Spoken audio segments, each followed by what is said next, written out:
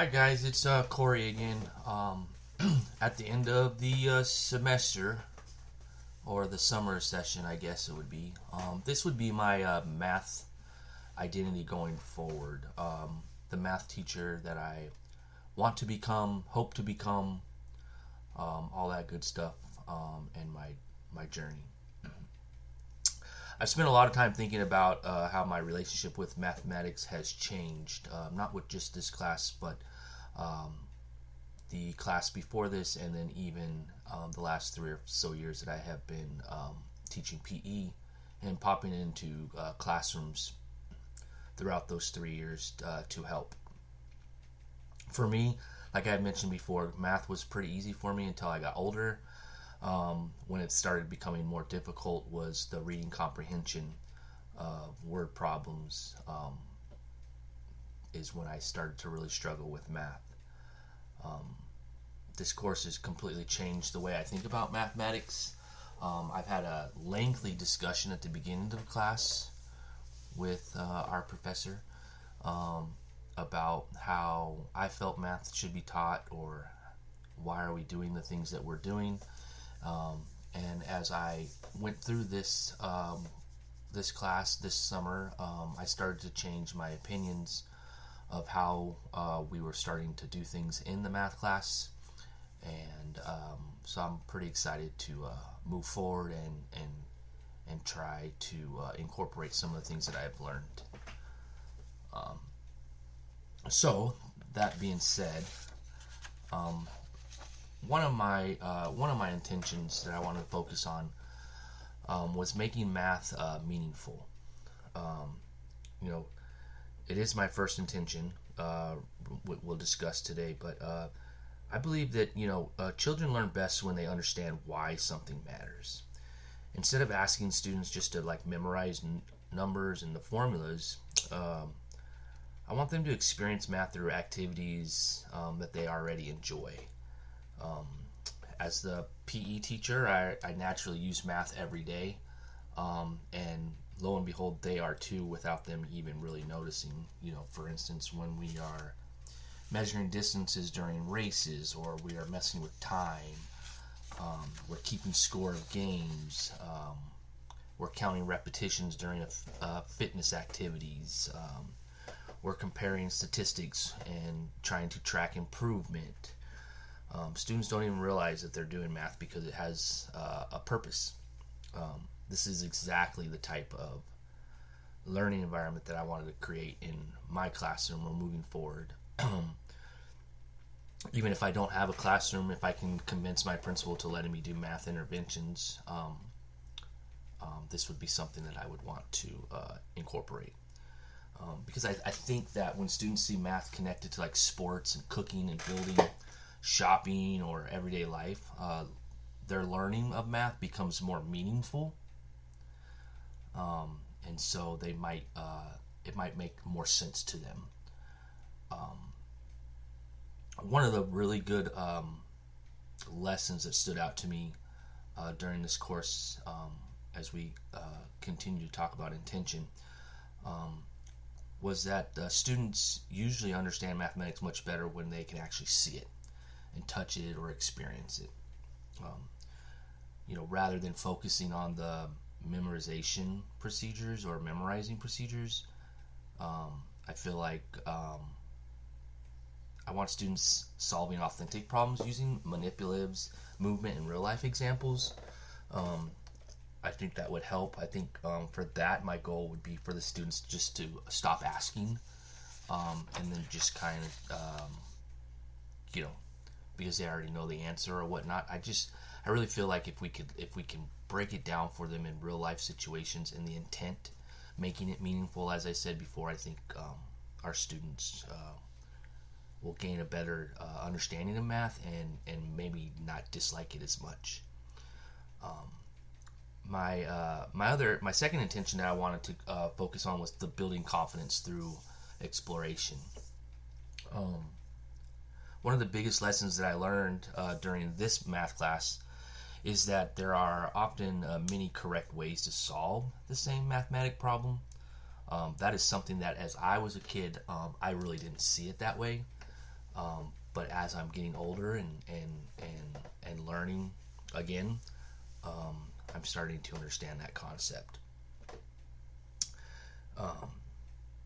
One of the biggest issues, or one of the biggest things that I will have to focus on moving forward, is celebrating the students' thinking. Not just if they get the answer correct, but celebrate the way that they're thinking. Are they thinking outside the box, maybe, or to get the answer?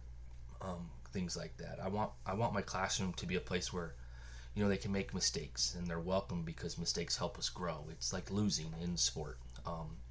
You learn more from losing a game or an activity than you do from winning it.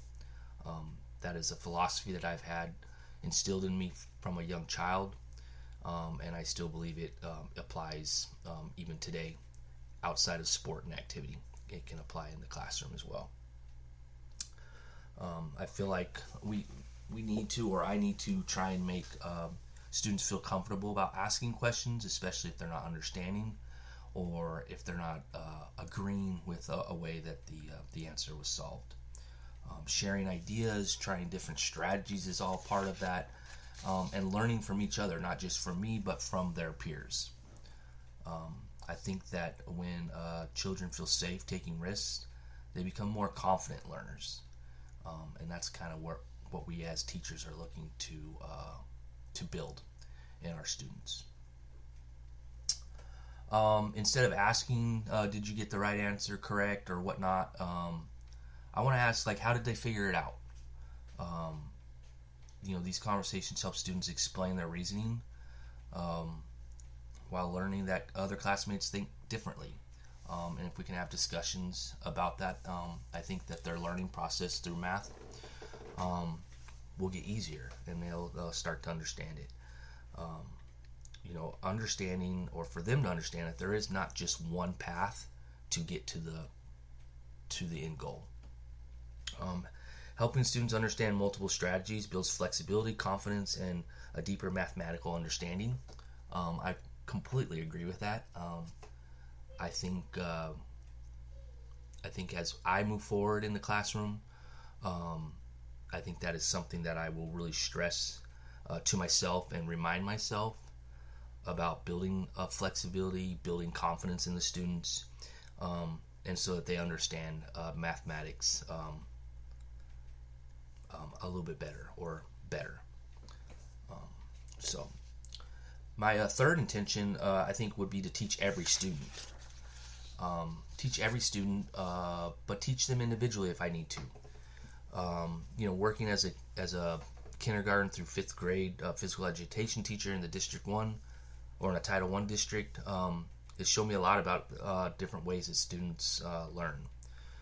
Some students need visuals. I was a visual learner, still kind of am. Others need movement. Some benefit from manipulatives. Others learn best like talking through and thinking with their classmates, or even with a para that might be helping them, might connect with them a little bit better. Something like that. My job necessarily as a teacher isn't to make students learn one way. It's to help them learn their way. My job is to provide multiple pathways so that every student or every learner has the opportunity to succeed. That's our overall goal as teachers, I believe. This course reinforces something that I already believed as a teacher. It says, students don't always learn at the same pace or in the same way. That isn't necessarily a weakness. It's an opportunity. It's an opportunity for myself. It's an opportunity for their peers, for their parents. It's an opportunity to help them. We can use small groups by helping them. We can have hands-on activities by helping them. Like I said, the real-world connections, meaningful discussions about math, can definitely help every student build an understanding and confidence in math. And I strongly believe that. I think that it is a little concerning when you do hear the older kids, or even young adults, that say they just never liked math because they didn't understand it. And we need to try and change that, and I would like to be part of that. I'm not necessarily, my goal isn't simply just to teach mathematics to children or to students. it's my goal is to teach the student. And if that means showing them a pathway that they didn't really think about to get to the answer, or if they already have one and I can build upon that and build their confidence so they continue to work through that strategy, that would be my goal. But going forward through my math identity, I